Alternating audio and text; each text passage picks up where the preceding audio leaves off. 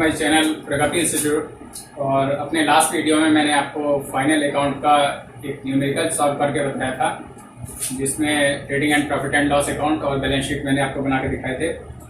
और आज हम लोग दूसरा एक न्यूमेरिकल सॉल्व करते हैं, तो उसको मैं बनाना शुरू करता हूँ। उसमें भी वही तीनों चीज़ें बनानी हैं।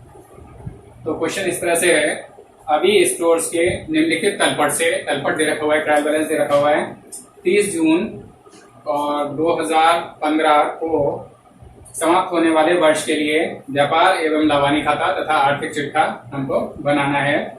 तो शुरुआत करते हैं हम लोग। सबसे पहले title trading and profit and loss account, trading and profit and loss account. और इसमें जो है नीचे डेट डालते हैं इस तरह से, for the year ending, for the year ending eight, और बना रहे हैं हम लोग इसमें 30 जून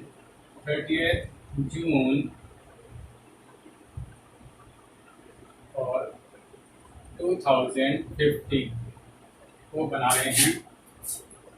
कॉलम्स बना लेते हैं, 2 हॉरिजॉन्टल लाइन फिर से,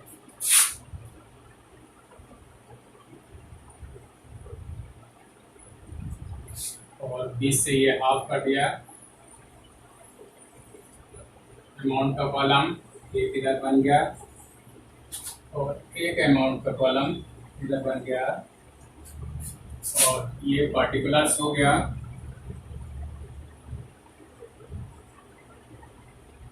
ये अमाउंट हो गया, और अगेन ये पार्टिकुलर्स, ये अमाउंट हो गया। शुरुआत करते हैं। सबसे पहले ट्रेडिंग अकाउंट बनाया जाएगा इसमें, और उसमें सबसे पहले ओपनिंग स्टॉक लिखा जाएगा, प्रारंभिक रहतिया जो होता है। तो ओपनिंग स्टॉक इसमें दे रखा हुआ है, रहतिया 1 जुलाई को दे रखा हुआ है 48,000 का। To opening stock and the amount is 48,000। और इसके बाद सेकंड आइटम मैंने बताया था परचेजेस, क्रय। टू परचेजेस, इसका अमाउंट लिखते समय फिर से वही ध्यान रखेंगे कि क्रय वापसी तो इसमें नहीं है, तो क्रय वापसी इसमें दे रखी हुई है 1800 रुपए की। तो परचेजेस का जो अमाउंट है 98,500 रुपीज, इसको हम अंदर ही लिख लेंगे। और इसमें से परचेज रिटर्न्स, शॉर्ट में परचेज को PUR लिख लेते हैं, RET रिटर्न्स हो गया। और इसका जो अमाउंट है 1,800 रुपीज, इसको इसमें से लेस कर देते हैं।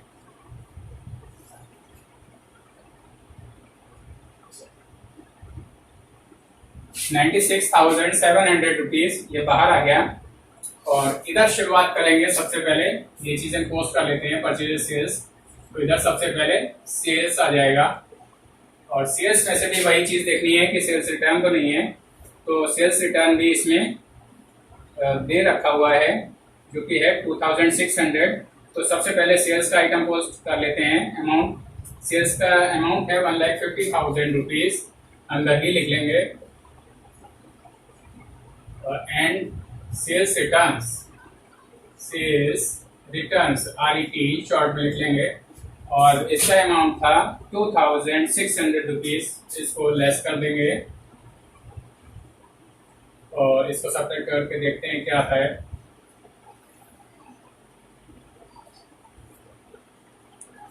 ₹1,47,400 रुपीज ये आ गया। और इसके बाद अब और कौन से ट्रेडिंग अकाउंट के आइटम्स इसमें क्वेश्चन में से छांटेंगे, क्या क्या रह गया है। तो इसमें रह गया है अभी मजदूरी दे रखा है और उत्पादन व्यय दे रखा है। मजदूरी है 1400 रुपये, टू वेजेस 1400 रुपये हैं, और टू उत्पादन व्यय यानी production expenses, production expenses and the amount is, देखते हैं कितने रुपए हैं, 12,300 रुपये दे रखा है, 12,300 रुपये। ये हो गया। और इधर आएगा अंतिम रहतिया, एक और दे रखा है ट्रायल बैलेंस के बाहर, अंतिम रहतिया closing stock by closing stock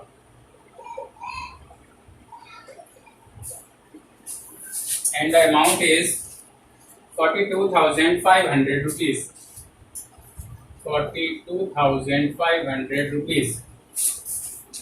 अब इसमें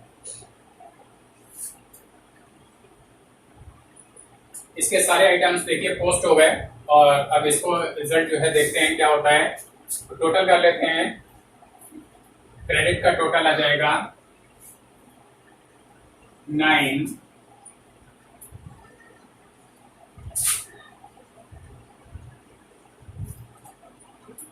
1,89,900 is the total of credit side, and now we check the debit side.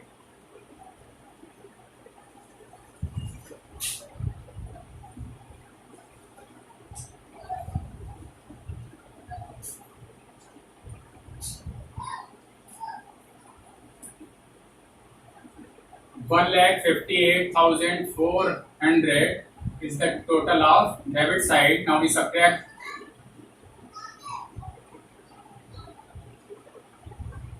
31,500 is the balance, which we call the gross profit, क्योंकि हमारा ग्रॉस प्रॉफिट कहलाएगा, क्योंकि क्रेडिट साइड बड़ी आ रही है, debit छोटी आ रही है। 31,500 रुपीज ग्रॉस प्रॉफिट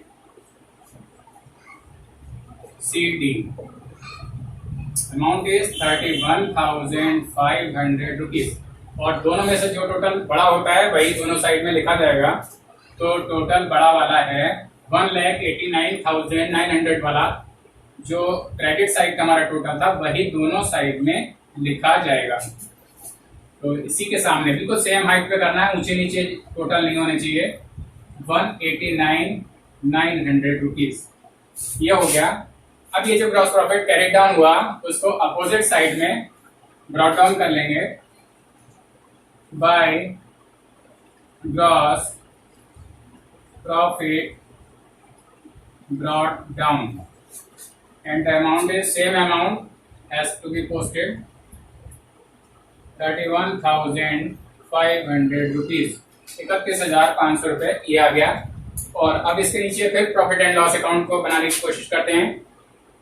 शुरुआत फिर से हम सैलरी से ही करेंगे। तो सैलरी वेतन जिसको कहते हैं, और इसका अमाउंट है 12,000 रुपये,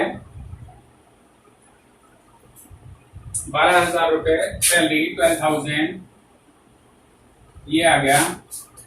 और इसके बाद आप देखते हैं क्या क्या चीजें बची हैं। तो एक विज्ञापन दे रखा हुआ है, एडवर्टीजमेंट, ये भी इनडायरेक्ट एक्सपेंसेस है और रिलेटेड टू सेल्स होता है।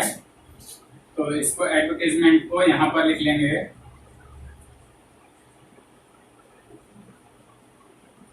एंड द अमाउंट इज 2,800, 2,800 रुपये हो गया।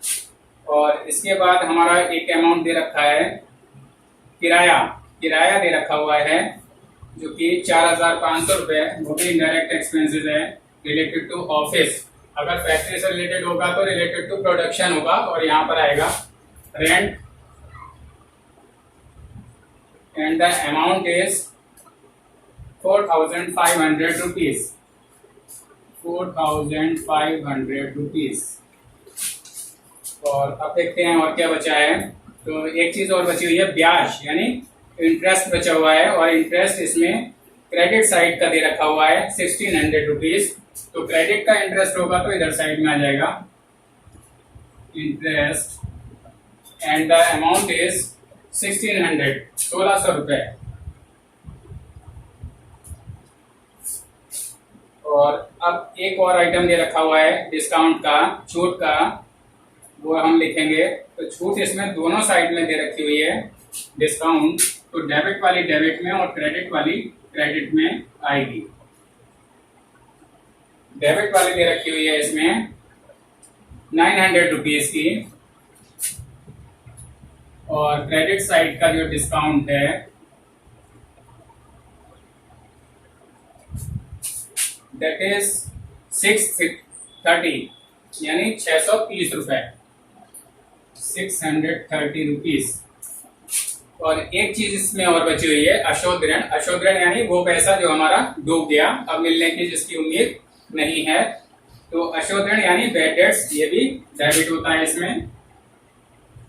बैड डेट्स, BAD बैड, बुरे, DEBTS डेट्स हो गया, and the amount is 1200 rupees, 1200 रुपए।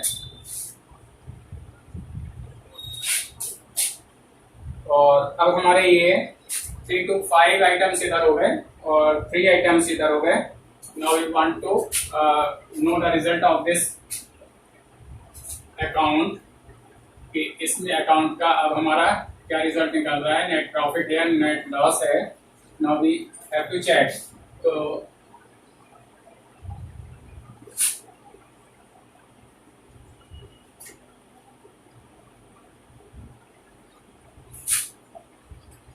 $33,730 is the total of credit side, and debit side 00,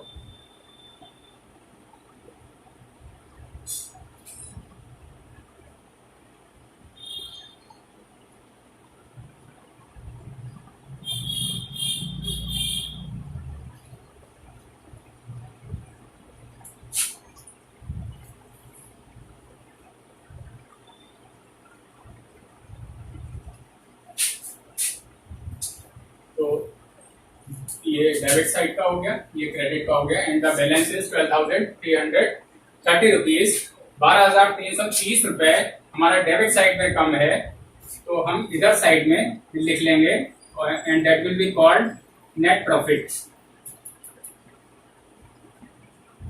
net profit which has to be transferred to capital account, net profit. और बड़ा वाला जो total है 33,730 रुपए का, वो दोनों साइड में नीचे लगा देंगे।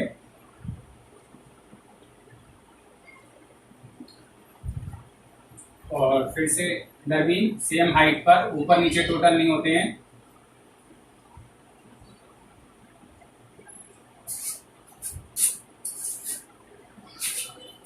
Rough calculation has to be rough.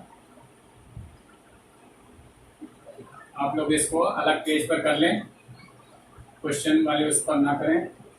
तो स्टूडेंट्स, ये जो दूसरा जो न्यूमेरिकल था उसका trading and profit and loss account ये कंप्लीट हो गया, and now we have to prepare the balance sheet. Balance sheet हम लोग बनाते हैं। ओके स्टूडेंट्स, अब हम लोग इस क्वेश्चन का बैलेंस शीट या आर्थिक चिट्ठा बनाते हैं। तो देखते हैं बैलेंस शीट कैसे बनती है। टाइटल लिख लेते हैं सबसे पहले, बैलेंस शीट, और किस डेट को बना रहे हैं वो लिख लेते हैं, एज ऑन 30 जून को बना रहे थे।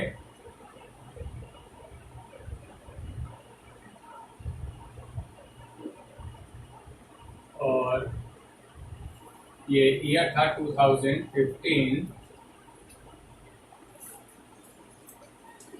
दो हॉरिजॉन्टल लाइन फिर से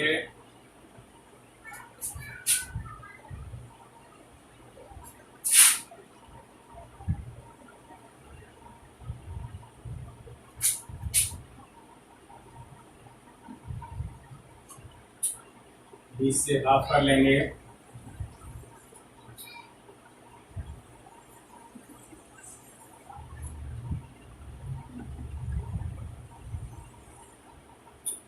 कॉलम्स के नाम लिख लेंगे। साइड्स अपने याद के लिए लिख लेते हैं, वैसे नहीं लिखा जाता है इसमें।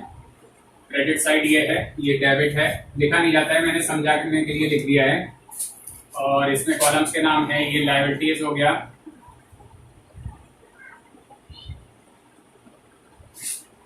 अमाउंट,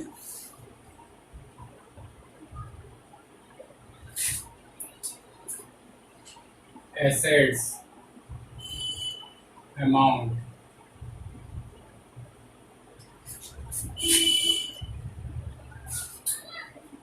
तो शुरुआत करते हैं। सबसे पहले मैंने बताया था लायबिलिटीज में पहला आइटम पोस्ट किया जाता है कैपिटल, पूंजी जो हमारी होती है, कैपिटल लिख लेते हैं। और कैपिटल का अमाउंट इस क्वेश्चन में है 1,81,000, 1,81,000 रुपए, इसको अंदर ही लिखते हैं। इसमें नेट प्रॉफिट हमारा जो आया है वो हम ऐड कर लेंगे। नेट प्रॉफिट 12,330 रुपए।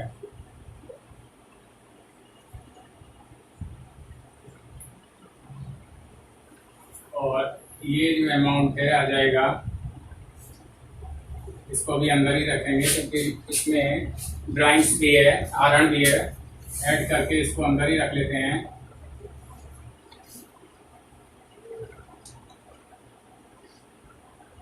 $1,93,330, 1,93,330 रुपए। और इसमें से ड्राइंग्स हम माइनस कर लेंगे, 4,000 रुपीज माइनस ड्राइंग्स,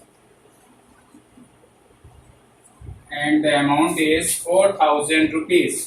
4,000 रुपए इसमें से माइनस कर लेंगे और ये आएगा हमारा 033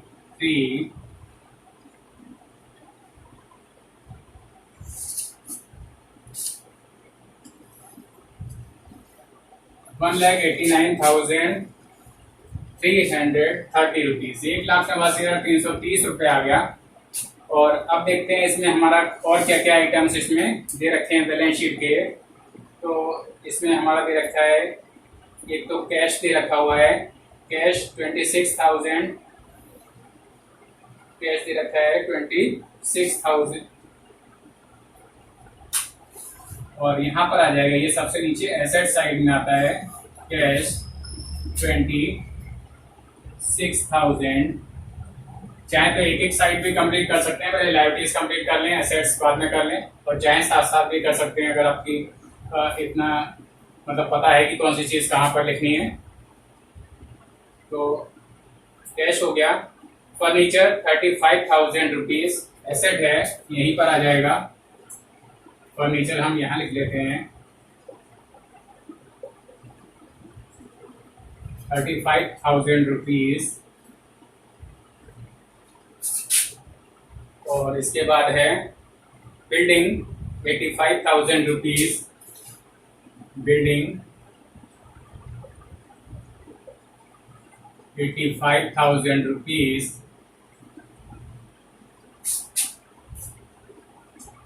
देनदार और लेनदार दे रखे हैं, देनदार इधर आएगा और लेनदार इधर आएगा। तो देनदार का अमाउंट है 8,800 रुपए। जो डेबिट में अमाउंट दे रखा होता है, स्टाइल में दे रखा होता है, वो देनदार का होता है, और क्रेडिट में जो दे रखा होता है वो क्रेडिटर्स का होता है, लेनदार का। तो देनदार दे रखे हुए हैं डेटर्स 8,800 रुपीज, 8,800 रुपए ये दे रखा हुआ है। और लेनदार 12,970 रुपए। क्रेडिटर्स, क्रेडिटर्स लायबिलिटीज में शो किया जाएगा 12,970, 12,970 रुपीज आ गया। और इसके बाद है बैंक लोन, बैंक का ऋण दे रखा हुआ है, तो बैंक लोन इधर साइड में दिखाया जाएगा लायबिलिटीज में 25,000 रुपीज का बैंक लोन, 25,000 रुपीज ये आ जाएगा। और इसके बाद है प्राप्य विपत्र, प्राप्य विपत्र BR इधर आ जाएगा 5,000 रुपीज का BR या बिल्स रिसीवेबल भी कहते हैं। और अमाउंट था इसका 5000 रुपीज। शॉर्ट में BR लिख देते हैं, फुल में बिल्स रिसीवेबल लिख लें चाहें। और देय विपत्र है 6000 रुपए का। BR इधर आता है, बिल्स रिसीवेबल इधर आएगा। BP इसको लिख लें, चाहे बिल्स पे भी लिख लें। और इसका अमाउंट है 6000 रुपए, 6000 रुपीज। और इसके बाद है इसमें machinery 31,000। Machinery is the asset, so it has to be posted here, machinery, and the amount is 31,000 rupees। और देखते हैं अब और कोई आइटम रह गया है या नहीं। तो एक बचा है क्लोजिंग स्टॉक, नीचे दे रखा है ट्रायल के बाहर। क्लोजिंग स्टॉक ट्रेडिंग के क्रेडिट में भी जाता है और इधर एसेट्स में भी शो किया जाता है। दोनों जगह क्लोजिंग स्टॉक आता है। अंतिम रहती है 42,500 रुपए। तो यहाँ लिख लेते हैं क्लोजिंग स्टॉक 42,500 रुपए, 42,500 रुपीज।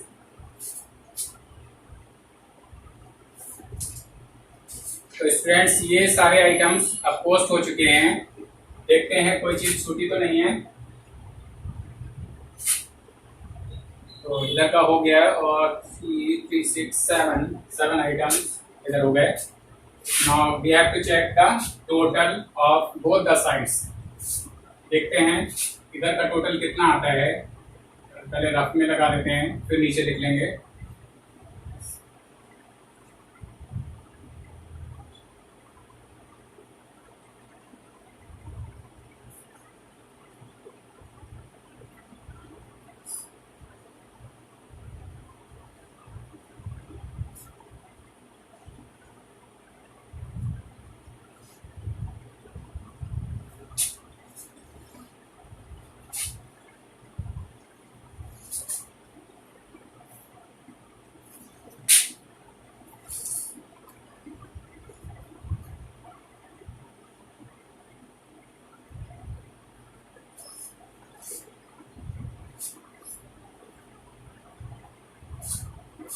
तो स्टूडेंट्स इधर का टोटल हमारा 2,33,300 रुपीज आ गया। और इधर का भी अब चेक कर लेते हैं कितना आ रहा है, रफ कैलकुलेशन कर लेते हैं।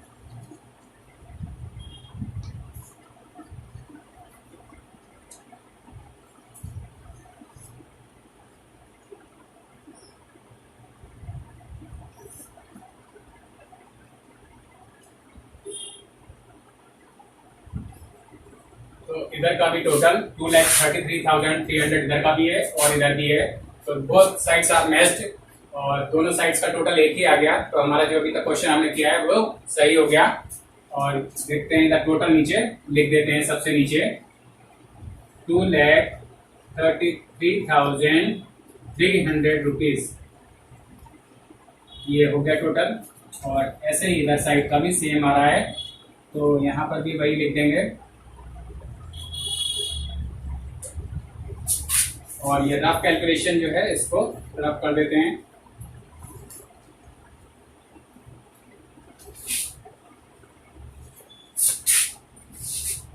तो स्टूडेंट्स ये जो आज जो हम लोगों ने न्यूमेरिकल किया वो पूरी तरह से बन चुका है। देख लीजिए अच्छे से। Balance sheet, trading and profit and loss account पहले मैं बना चुका हूँ। तो ये क्वेश्चन कंप्लीट हो गया। अपने नेक्स्ट वीडियो में मैं और भी न्यूमेरिकल्स के साथ यहाँ पर आऊँगा, आपको न्यूमेरिकल्स करवाऊंगा। बस आपको ये करना है कि जो भी न्यूमेरिकल्स मैंने अपने लास्ट वीडियोस में करवाए हैं या जो भी आपको थ्योरी का पोर्शन बताया है उन वीडियोस को बार बार रिपीट करके देख लें, जिससे आपको अच्छे से समझ में आ जाए। और हर एक न्यूमेरिकल में ये देखते जाएं साथ साथ में कि मैंने कौन सा आइटम कहाँ पोस्ट किया हुआ है। तो जब आपको ये समझ में आ जाएगा तो उसके बाद जो है आप अपनी बुक में जो भी न्यूमेरिकल्स दे रखे हैं उनको करने की कोशिश करें। और अगर कोई प्रॉब्लम आती है तो मेरे वीडियो के नीचे जो कमेंट बॉक्स में आप उसको लिख के पूछ सकते हैं। कोई आइटम अगर नहीं समझ में आ रहा है या किसी भी तरह की प्रॉब्लम है तो वो आप पूछ सकते हैं। तो इस वीडियो को मैं यहीं पर एंड कर रहा हूँ।